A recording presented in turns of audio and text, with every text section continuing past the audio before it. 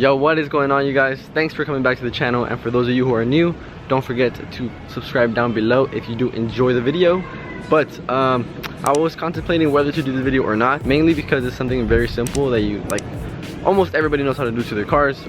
So what I did is I did a poll on Instagram on my story to see if anybody wanted to see it, and I think it was like 90-something% yes, and then I think like 4 or 5 people said no, which is cool. I don't really mind, but it's whatever. But for those of you who actually did want to see it, I will be filming the video, and that's what we're doing today. We're going to be doing the first oil change since we took delivery of the F10 M5, and I'm gonna, you know, document it for you guys. I'm pretty sure most of you know how to do oil change. Just in case you don't though, this might be able to help you a little bit. Not all cars are exactly the same. Most of them are the same. The only difference would be like probably the oil filter.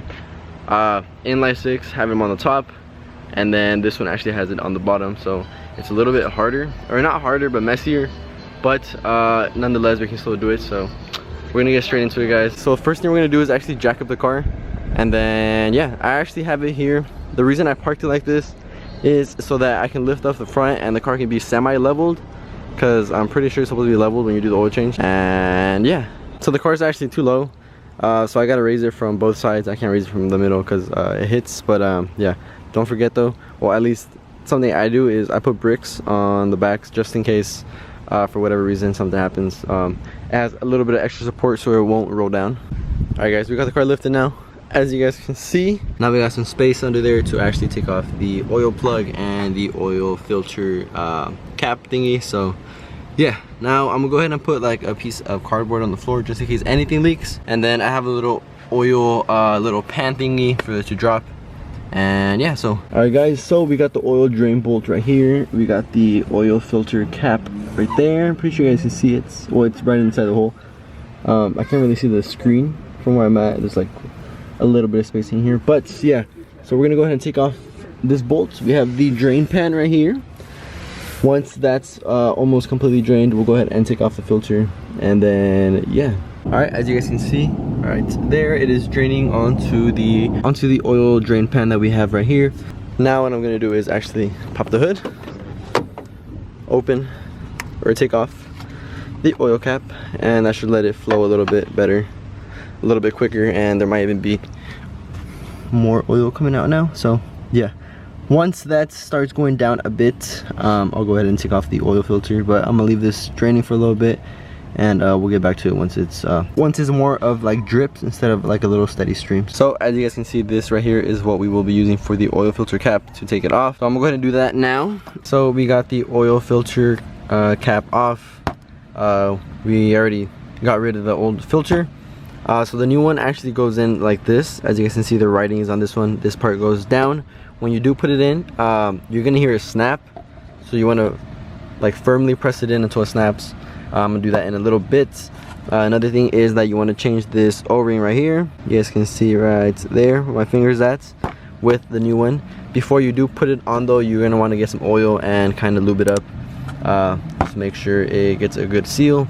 And another thing is that I was reading on the forums is people actually tend to once they put this on the cap, they put a little bit of oil in here before you actually put the filter back on the car, just so it can be primed for when you first start the car, so that the oil can go straight into the engine. So another thing, this copper washer that they include, I'm not sure why this is the case, but it doesn't fit the actual one on the M5.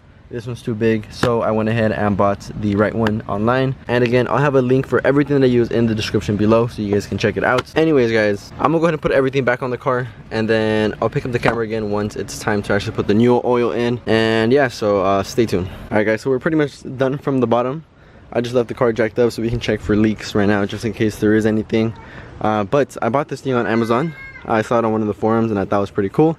So basically, you guys can see how the bottom is, and you guys can see how the thing is where the oil cap goes, and you guys can see the actual oil cap. This right here and this right here look very similar.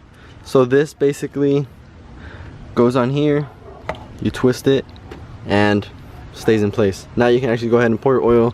You don't have to worry about holding it or anything, so that's pretty cool. I'm going to test it out right now, see how it works. make sure nothing leaks, because it is like 3 different pieces. It's this, the tube, and then the bottom black piece.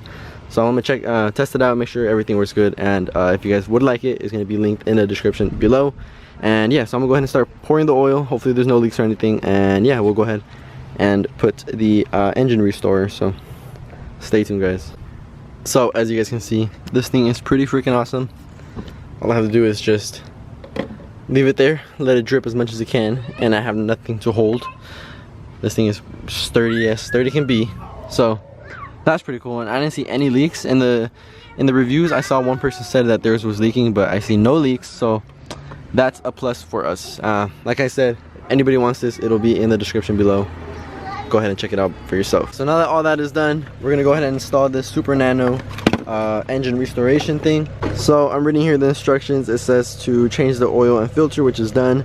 Then we're gonna warm up the engine, get it up to temps. Then we're gonna stop it, shake the bottle for 30 to 60 seconds, add the oil to the system, which I'm assuming is additive, and drive for at least 10 minutes. So we're gonna go ahead and do this, and I don't know if we're gonna feel a difference or not, but the whole point is for it to actually restore the system or the engine, whatever it does. Yeah, so we're gonna go ahead and install this. Once again, shout out to Elliot for hooking me up with this. Anyways, I'm gonna go ahead and do that real quick, and yeah, so that's gonna basically be the end of this video.